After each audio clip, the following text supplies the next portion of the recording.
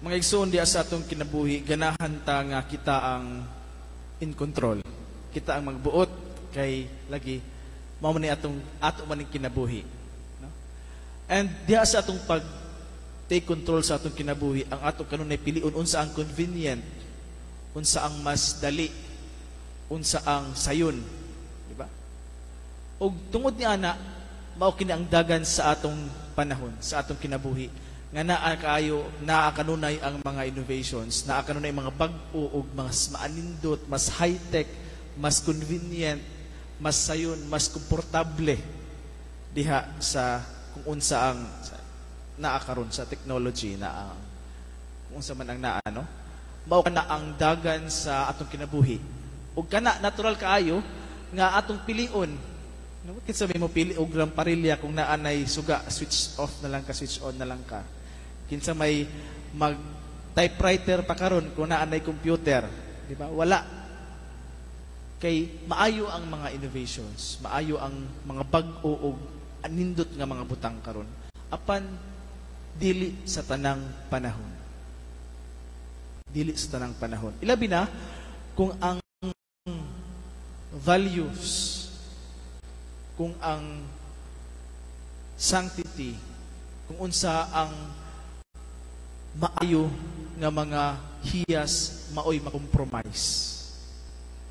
Kung makompromise ang value sa dignidad sa tao, kung makompromiso ang sanctity sa kaminyoon, kung makompromiso kung unsa ang tinuod, kung makompromiso kung unsa ang dapat nga buhaton ug ang kabubuton sa Dios.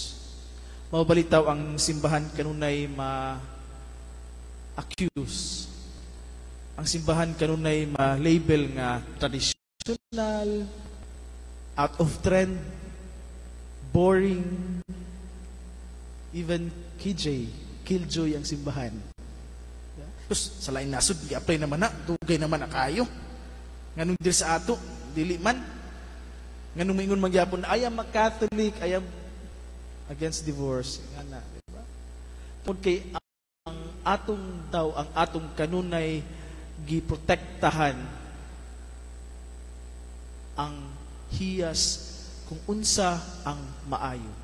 The sanctity of marriage. Unsa ang values, unsa ang makompromiso niini kung anaa na kini.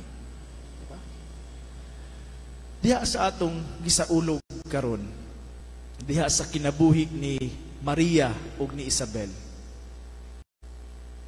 tinuod na ay mga hesitations od kay dili man ang ilang kabubuton mao ilang natuman, ilang gituman.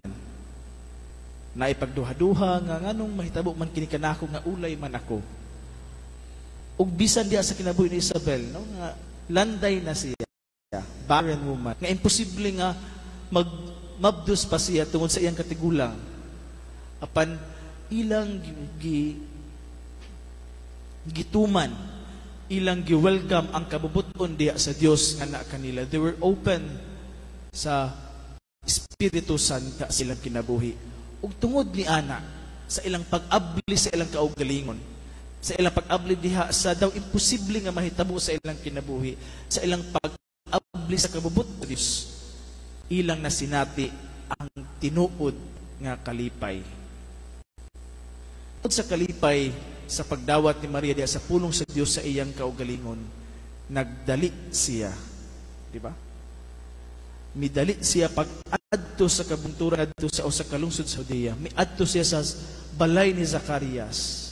Iyang gi-share ang kalipay na iyang nasinati diha sa kabubuton sa Dios. Ug kining maong kasinatian sa kalipay nga tinuod nasinati usab ni Santa Isabel. Niupot ang bata sa kalipay sa iyang sabakan. Ang tinuod ay nga kalipay, dili kung unsa ang trending, kung unsa ang komportable, kung unsa ang convenient, kung unsa ang sayon, kundi ang tinuod nga kalipay, luyo ni ang nga, diba? Dili convenient, dili sayon. Ang tinuod nga kalipay, mao diha ang pagdawat sa atong Ginoong Hesus diha sa atong kinabuhi.